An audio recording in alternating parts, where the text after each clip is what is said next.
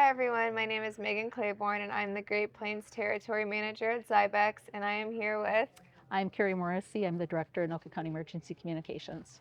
and we are going to talk to you guys today about the process on how this beautiful center came to life.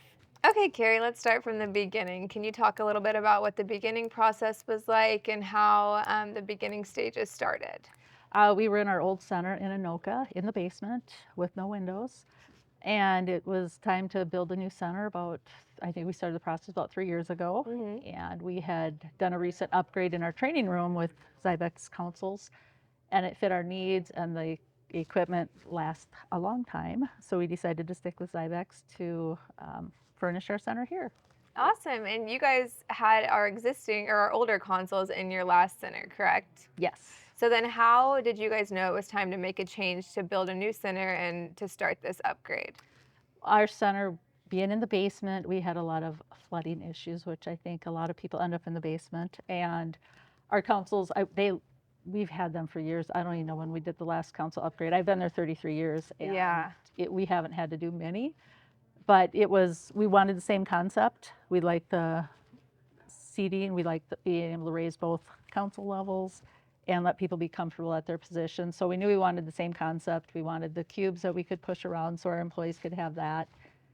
And we needed the bigger consoles to support our 49-inch monitors for CAD, and we wanted to go with the 27s on the side. So we knew we had to upgrade, and we wanted to stick with Xybix. Yeah, and it looks really good. Whenever you guys did decide that you guys were going to move out of the basement finally, can you talk a little bit about the selecting the architect process, how all of that worked?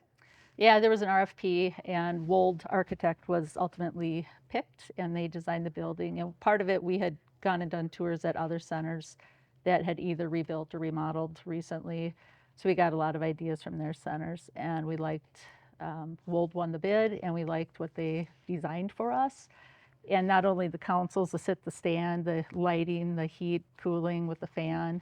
It's very ergonomical. It's healthy. Our dispatchers, telecommunicators are tethered to their positions, Mm-hmm. so we wanted to give them more opportunities to sit or stand up, sit down. We have under the desk treadmills that we use, so there's plenty of room for those. Anything to keep them more healthy was Yeah. a lot of the thought. I know in the beginning phases, whenever we were starting to think of the layout for the new center, we were working with Wold a lot. We were working with you guys a lot. We were on a lot of Teams calls together, just planning through the layout. How would you say your experience was with that? It was nice. We had a few different ideas in mind, and we weren't quite sure what we wanted. But ultimately, when we put in our monitor wall at the front of the building, we decided on everyone forward facing, and then our supervisors being in the third row on an elevated platform so they could better do their jobs, monitor the room a little better with a little height advantage. Yeah, definitely. The design process. You guys have a pretty unique layout. It's really cool with like the four pods all facing up the front. Each pod has its own separate kind of like entity where they do their own thing within it. Whenever we were designing this room, we were working with Megan Denardi on that. And she's one of our top designers. How would you say that process went with being able to see all the consoles being moved around and having those live calls? It worked out really well to see it on paper because we do have that information channel, so we wanted a big flat surface behind them with some drawers for storage, which we walked by a little bit ago. And we were able to design the positions to meet our needs, especially the information pod, because they do a lot where they need their own printer, they need a fax machine, they need access to things that we don't want them having to run to the copy room for. So having the space here, we were able to give that to them in one pod. And then all of our positions are built identical, so you can be a call taker, a dispatcher from any position, but we like to keep them separated so that call takers are together and radios on one side of the room. And we actually had it flipped up until about a month ago, and we Oh, decided it really? wasn't working out because our supervisors decided it was easier to have the police channels and the fire channels in front of them. So because we designed everything the same and we can work any position, we were able to just move our magnets and relocate people that way. Oh, yeah, and it's nice that those Yeah. are the magnets on the status lights. Yeah. Well, awesome. Well, we really enjoyed working with you guys on this process. I love how everything turned out. I think the layout's awesome. I think Megan did a wonderful job. I think Wool did a wonderful job. And I just really like the way that it looks. Yeah, and I'll add, we have 44 positions here, 31 on the floor, 3 of them being supervisor positions, but we also have a 13 position training room, Hmm. which we did not have. The we did not have the capability to have a training room that size in our old center. And what's really nice is we start call taking during our training.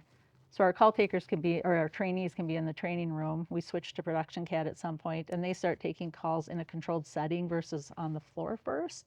So having that designated training room off the floor, away from the craziness of the center activities, it's turned our retention around. Our Yeah. training's better. We're keeping people. 75% of our people are passing through training versus 25%. So moving to the new building, the amenities we have in this building are amazing for our staff. We have a wellness room, we have 2 quiet rooms, we have a massage chair, a wonderful kitchen and patio, just the natural light. And then to have, The windows too. it's so nice, yeah. And we let them pick the colors of that they put on their plexiglass. We let them do their thing. Yeah. So It's like a little disco ball. yeah, it's a fun setting, and it's much better for the mental health and wellness. And Yeah, yeah. absolutely.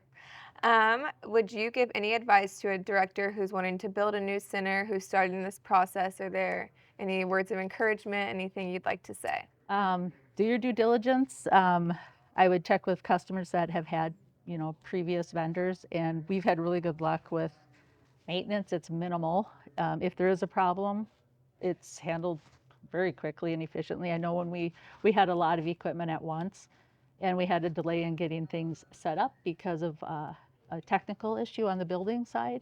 So once things were set up, there were a few things that just broken handles on things just because it sat around for so long, and that was resolved quickly. Actually, you guys sent someone on site within, I think, 2 weeks, and we had all the problems fixed, and it was efficient. And again, we don't have problems with the council. The council furniture, it lasts. It's very hardy and sturdy, I'd say. We love to hear that. We put a lot of work into it. I remember whenever I first came to the center in the basement and I just saw the center you guys had. I know when we upgraded your guys' training room, just coming from there to here and walking into this for the first time today, it's just a complete and total shock. Yeah, our old center, we were hodgepodged, I'd say. We were put together in 3 different rooms, and we actually at times would have our telecommunicators working radios in the training center just because we had to spread out, especially during COVID. Again, this building was built, not for COVID, but another COVID type situation where our training room is big enough to staff a whole shift. Yeah. Night shift could work in there. We can put it in production CAD. If we had to, day shift could work out here. We could sterilize that room. So again, a lot of intention was put into this building. Even the walls at the east and west ends are non-supporting walls, so we could grow, and our raised floor was actually raised throughout, so we could actually put more consoles in that training room behind us. We could go out into the locker room if we needed that space. We left room for consoles even to add by having that raised floor because it was cheaper to build a raised floor during All construction. throughout too, yeah. And then just build the locker room on the end if we needed to. Yeah. So we can expand to the west. They left room that way. The building, coming from what we came from to this building, this is like a 50-year building. They really planned ahead. Just the growth, the changing role of telecommunicators and emergency communication centers is really in the forefront. And Anoka County is really good with letting us be innovative and looking forward at where technology is going. And this center is helping us do that. The councils are helping us do that. The monitor wall, just to be more transparent with we have analytics up there so our staff can see what's going on. We have our calls, ACD up, so people can actually see what's going on. And we couldn't do that in the old center. We were able to do it in this big center because we have the height, we have the room, the space. Yes, it's been very positive. People our retention, we were 2 years ago, we were down 23 people. Today we have 7 open positions. And we credit it to our new training, our new center. I mean, we have people that applied this last time around we had multiple people, about a dozen with experience. And people want to work here. Yes, and we haven't had that for a while. So we're like, wow, people are wanting to come to Anoka County and work now. Yeah. And they see the center, we have them do sit-alongs, and they say yes when we ask them. So the center is definitely part of it. They really like our new location and our layout and just everything about it. Yeah, and I'm sure that's such a good feeling. And with you just being here for so many years, you saw the old, you saw the new. How did you feel when you first walked in here? I'm sure that was a pretty emotional feeling. It was first day was fun because we had our night shifters and the shift in Anoka, and then some of us came in early and we actually filmed everyone walking in through the employee entrance. We had balloons up, and it was so fun seeing the smiles on their faces. Aw. And as we did the transition, we just slowly transitioned over. We started radios here, then got phones going, and it was neat. It's just fun. It's like my job is to keep people like mentally healthy here at work, and the building does that with the natural light. The amenities we have help with that. So it was fun seeing people come in with big smiles on their faces. Thank you guys for watching. If you have any questions, feel free to reach out to me or anyone at Xybix. We're always here to help. And if you're in the Minnesota area, feel free to reach out to Kari. You guys can tour this new beautiful center. Yes, and thank you for the partnership with Xybix. We have a beautiful center, and we'd love to show it off. So yes, feel free to stop by and see our center.